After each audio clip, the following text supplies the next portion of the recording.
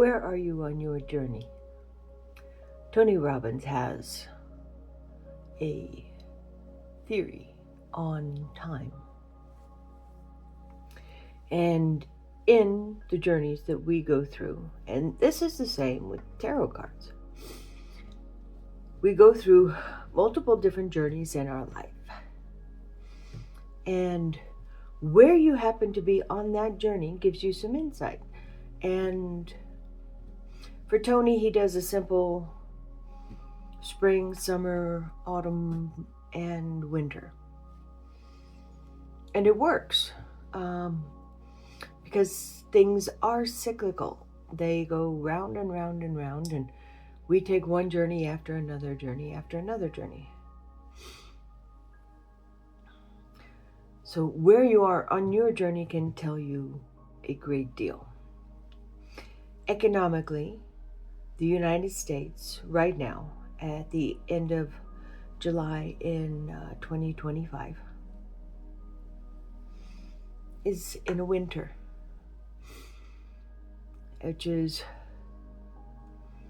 the end of a journey, and it's good because economics have been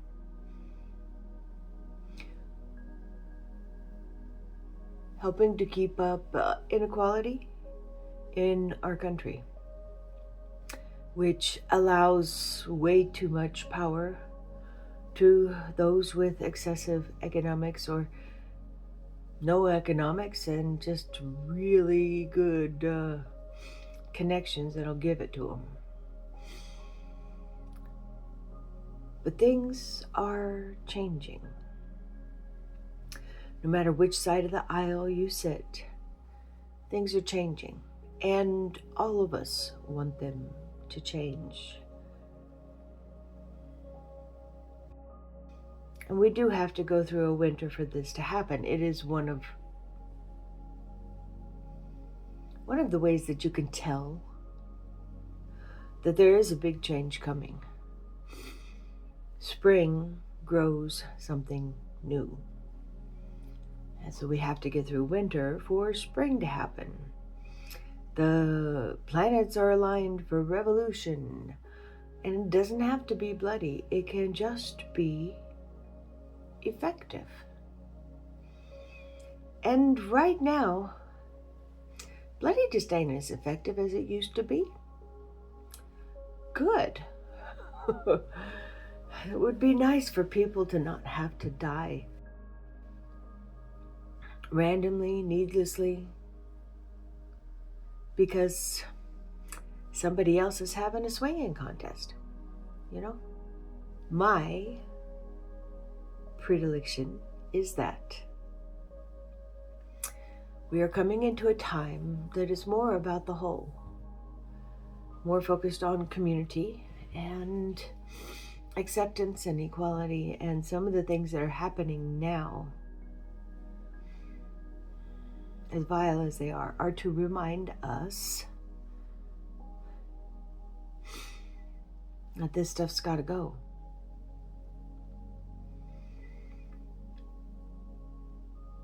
It would be nice if such atrocities didn't have to occur.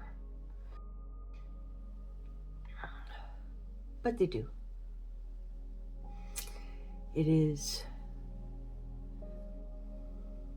It's a warning sign of change.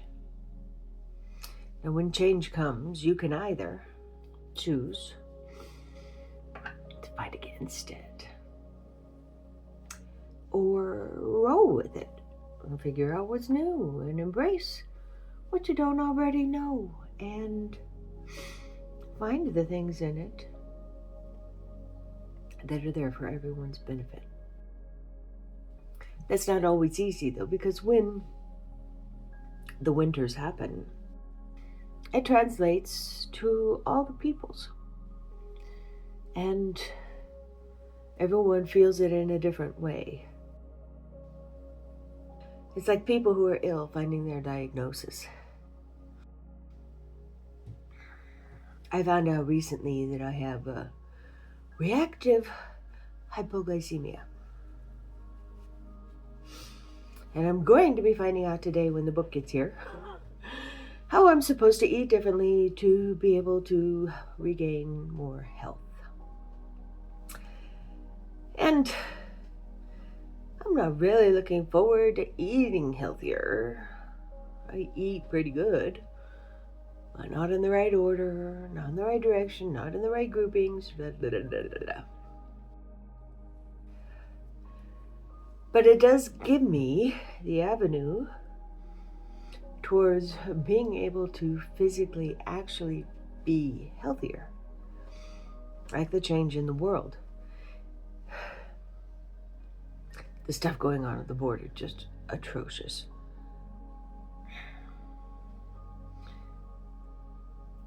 But it lets us know that this kind of racism causes those in power, not causes, but gives the open door for someone to come in and be atrocious. It is like what's happening in the Middle East. You go and decide you're changing something in their world, and their world's going to explode. And the people are going to get hurt. And they're getting hurt for belief systems.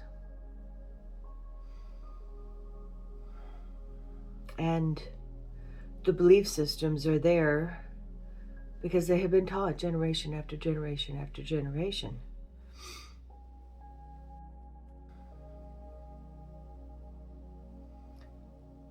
And they lead to division.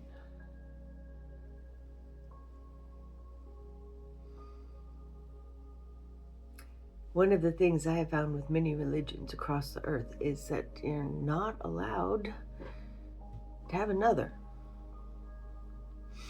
That's the one, that's it, and you're done.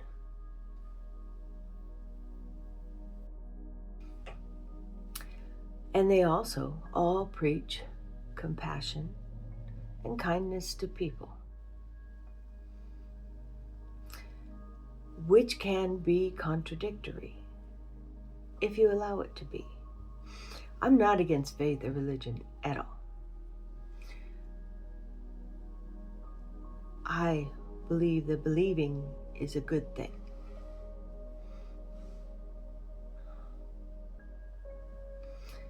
But I am against excluding people because they don't believe the same way you do, in negatively judging someone and saying that they're going to the fiery pits of hell if they don't do what they're told to do. That bothers me, because when you say that about someone else, you are setting up those circumstances for yourself in your life, right here, right now. What we wish upon other people, we get to embody. And if we took a moment before we decided that this made us better or special or important or rare or had historic longevity or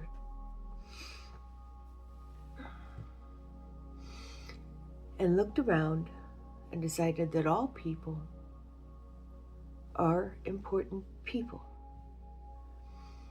And all of us are leading a path that is important for the world.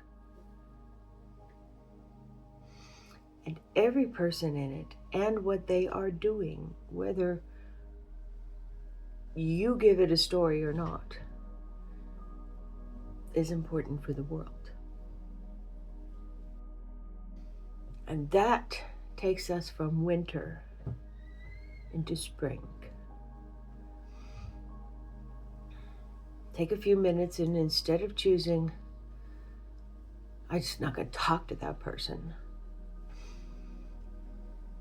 give a moment's kindness. That's the stuff that brings in spring. Give someone begging on the side of the road, whether they look like they deserve it or not, a sandwich, a piece of fruit, a water.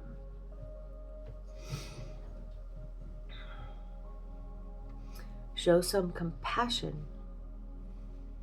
for the asshole that cut you off. Oh man, they're having a rough day. Or their life is so chaotic that this is terribly important for them. And I wish them peace. There's 100 different ways where we are affected in society today by other people's lack of manners, I'm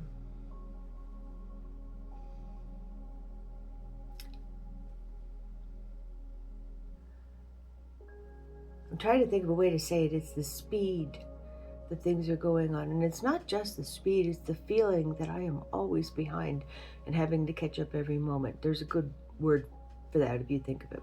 Put it down there. But the urgency is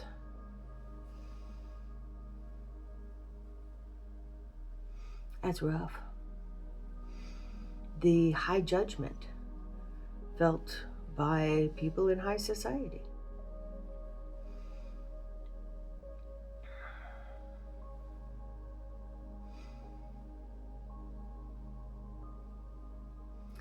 The entire communities just looking for the basics of life and not being able to cover them. There's 100 different places that could use a moment's compassion in this world. And is that what we're giving? Or do you find yourself like I find myself, still going into judgment and still coming up with a story for their life, not asking, just making one up, and still trying to find a way where I'm better than somebody else? Well, I'm not. When you sit down and think about it, you realize that you are so important as you are right now. You couldn't be more important. Already got that. And so are they, which means you are also not more important. When we can embrace the fact that the bum on the street and the heiress in the ivory tower are all living very worthy lives, just like me, and that we are in this together, that they are colleagues in what we're doing in the world. They're not stopping it. They're not putting a wrench in the gears. We are all doing our best with what we have and the journey that we have on this earth. Recognizing the winter has to come into spring. How is it right now that you are entertaining new beliefs in your life? Because that's one of the ones I'm entertaining in mine. And I've been working on it for years. Really. Because I am sometimes really hard-headed. But that's what it requires. And I want to get past it. I really do. I really, really, really do.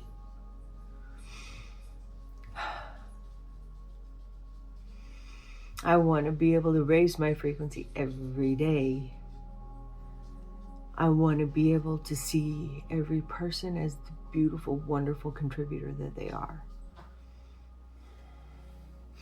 But we don't have enough information right now to understand that. When we lose the body, then we'll understand it all. Because our drop will go back into the ocean. And all of the stories will converge and congeal. And we'll know all of them. We'll have lived all of them. We'll have felt and experienced all of them. I mean, that is ultimate coolness. It's like how Shirley MacLaine could be reincarnated as Cleopatra. And so can someone else. So can someone else. And so can someone else. Because when we return back to just energy, all of us as just energy, we have all been Cleopatra because we can all live in the experience of having been Cleopatra because it's part of the ocean now. Neat how that works, huh? So today, we're going to spend some time ushering in spring in the simplest way possible because, let's face it, I like simple things. I do. And I like complicated things becoming simple. So, ushering in spring,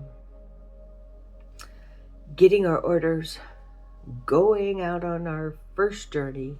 That's in the tarot cards. Get your orders from the king, and then you go out and you begin the quest for the golden fleece.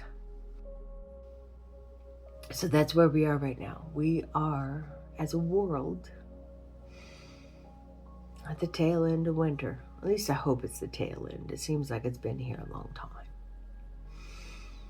But I exaggerate time sometimes, so you never know.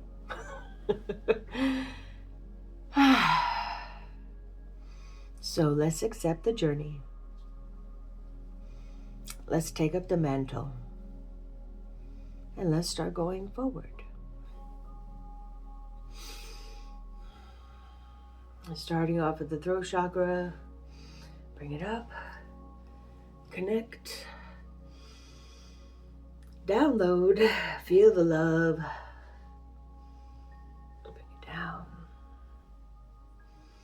Feel all the different chakra centers vibrating together, harmonizing, creating this wonderful song of life that we live.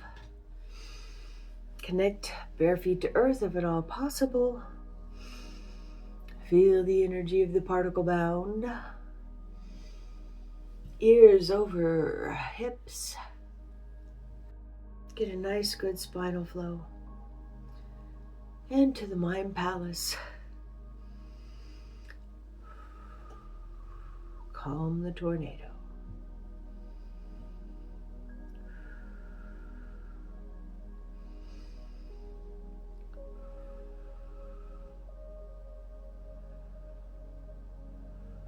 I have a particularly big tornado today.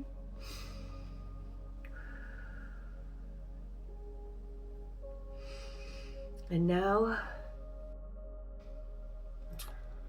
pull out a great big old cloth with an embroidery ring on it. So the cloth is pulled tight.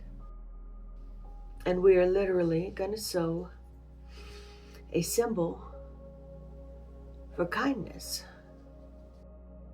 Whatever symbol you like. I'm gonna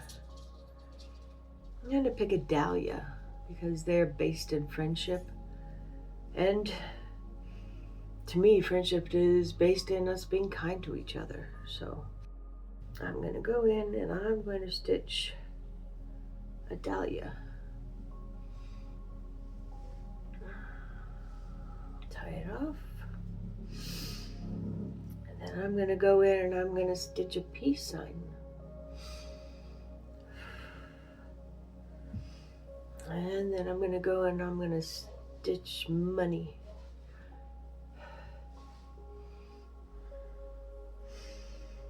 And then I'm going to go in and I'm going to embroider health, vitality.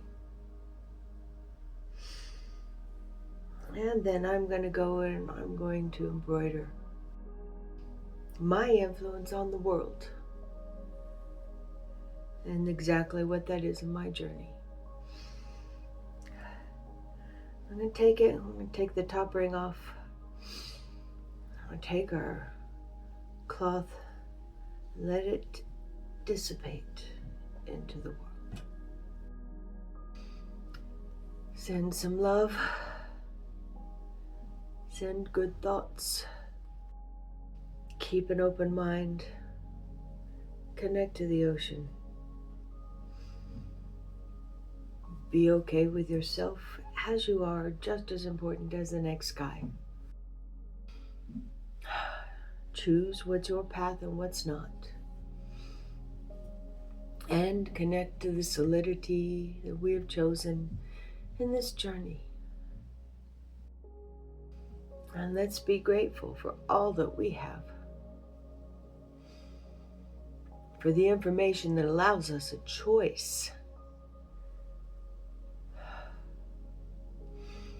For being aware that in this moment,